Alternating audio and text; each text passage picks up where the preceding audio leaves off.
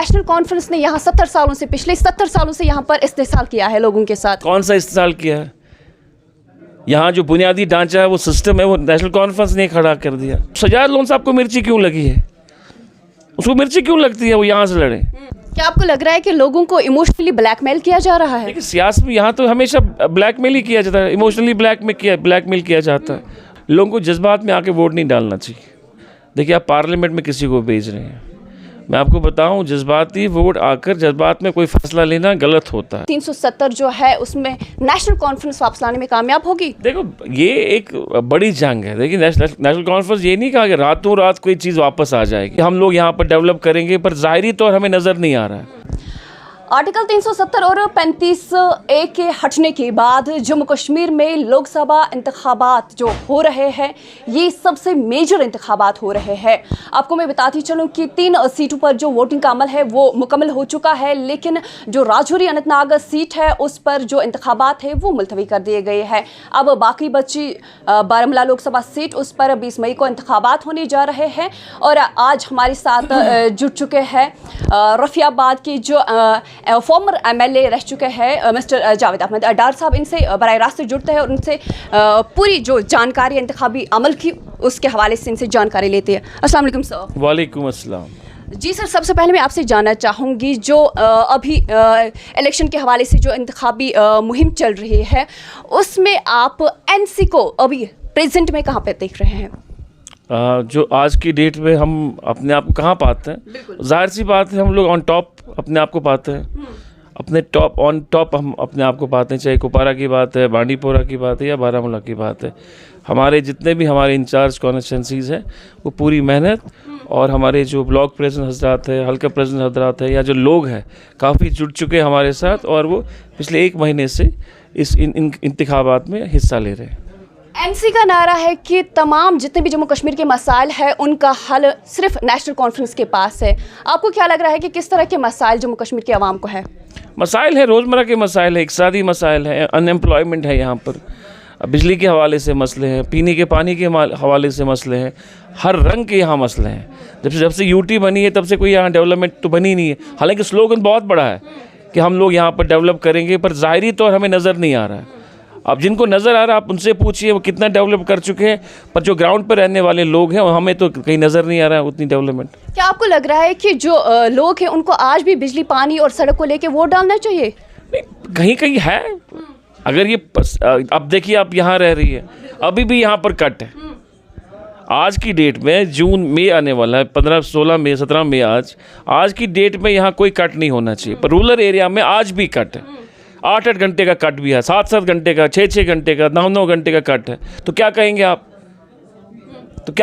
इनको आप तो कौन सी उसको कौन सा आप करेंगे? आप इस पर लोग कैसे वोट नहीं देंगे? ये तो ठीक करना है ना। तो आज की डेट में आपको इनको इलेक्ट्रिसिटी आपको देनी है, पर 24 नहीं तो कम से कम 20 तो दे दो, कम से कम समर के महीने में। इसी तरह जम्मू में समर है, वहाँ तो अब कट ही 12-12, 13-13 घंटे का कट होगा वहाँ पर। नेशनल का एजेंडा है जिसमें वो मंशूर, उनका मैनिफेस्टो है, उसमें ये बताते हैं कि 370 आर्टिकल 370 के अगर जो हमारे यहाँ से MPs जाएंगे पार्लियामेंट में तो 370 को लेके बात करेंगे। क्या आपको लग रहा है कि 370 जो है उसमें नेशनल कॉन्फ्रेंस वापस लाने में कामयाब होगी? देखो, ये एक बड़ी जंग है। देखिए, नेशनल कॉन्फ्रेंस ये नहीं कहा कि रातों रात कोई चीज़ वापस आ जाएगी। 370 को BJP के मैनिफेस्टो में था, BJP को 70 साल लगे इसको एब्रोगेट करने में। अब ये जाहिर सी बात है, ये बड़ी जंग है। उन्होंने एब्रोगेट किया, फिर सुप्रीम कोर्ट में हम चले गए, सुप्रीम कोर्ट ने हमारे हक़ में फ़ैसला नहीं सुनाया। अब हमारा ये मानना है कि हम इसके लिए लड़ेंगे। अब लड़ना हमारी जदोजहद जो है जारी है, क्योंकि हम इस फैसले को एक्सेप्ट करने वाले हैं नहीं, और ना करा है किस जम्मू कश्मीर के लोगों ने। आज भी आप देखिए, लोग आप इसके खिलाफ बोल रहे हैं। तो जाहिर सी बात, ये जंग चलती रहेगी, और उम्मीद है कि इंशाल्लाह एक ना एक दिन हम लोग इसमें कामयाब हो जाएंगे। लेकिन तमाम पॉलिटिकल पार्टीज का यही एजेंडा है कि 370 को वापस लाया जाएगा। अब नेशनल कॉन्फ्रेंस वही जमातें जाएंगी जिन जमातों ने इसके लिए सुप्रीम कोर्ट में चले गए, तो उसमें नेशनल कॉन्फ्रेंस थी। सुप्रीम कोर्ट का फैसला हमारे हक़ में नहीं आया, और रिव्यू पिटीशन भी हुई है। मुझे उम्मीद है इंशाल्लाह रहमान, ये जब भी कोई फैसला आएगा, ये पॉलिटिकल डिसीजन है, इसमें हमारी पेशरफ हमेशा रहेगी।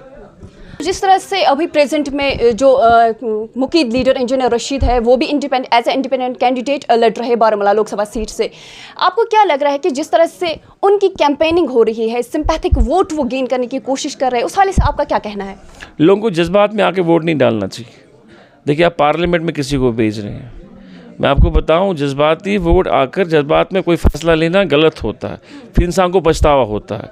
अल्लाह ताला ने हमें अकल सलीम बख्शा है, तो हमें अकल से काम लेना चाहिए। हर चीज़ को हमें परखना चाहिए, सीखना चाहिए और देखना चाहिए, उसके बाद वोट करना चाहिए। क्या आपको लग रहा है कि लोगों को इमोशनली ब्लैकमेल किया जा रहा है? देखिए, सियासत में यहाँ तो हमेशा ब्लैकमेल ही किया जाता है, इमोशनली ब्लैकमेल किया जाता है। लोगों को ब्लैकमेल नहीं करना चाहिए, लोगों को साफ बताना चाहिए।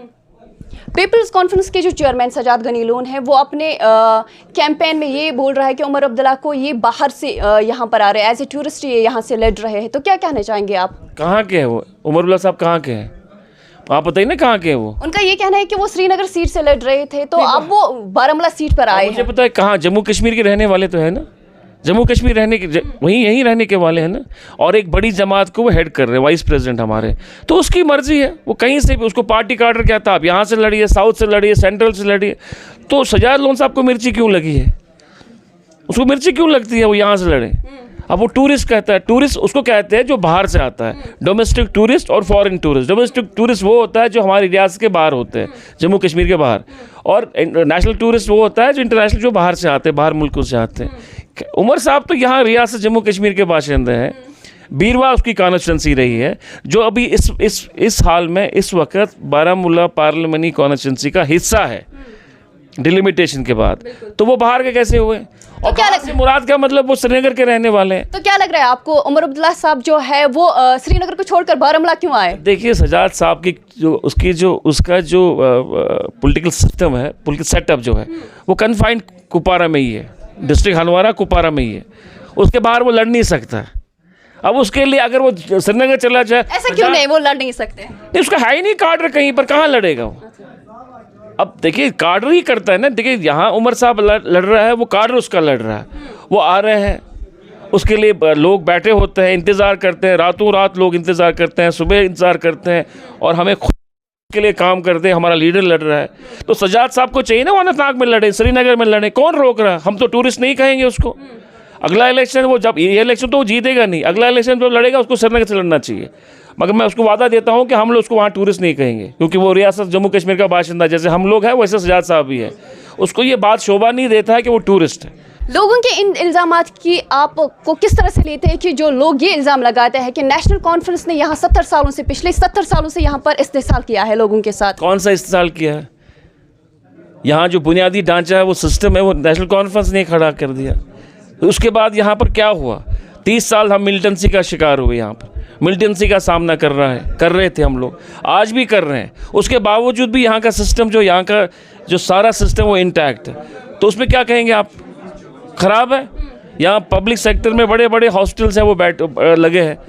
पब्लिक सेक्टर में हमारा इंस्टीट्यूट है, SMHS है, बोन एंड जॉइंट है, जो फैसिलिटी लोगों को यहाँ पर है वो बाहर किसी रियासत में नहीं है, हमारे देश के बाकी रियासतों में नहीं है जितना यहाँ लोग प्रॉस्पर है।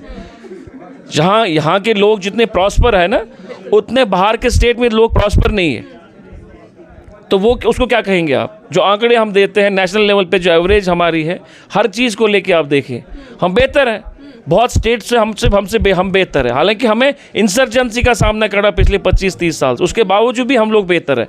तो वो सारा श्रेय जो है वो नेशनल कॉन्फ्रेंस को जाता है, क्योंकि उन्होंने इस स्टेट को अच्छा और मजबूत बनाया था।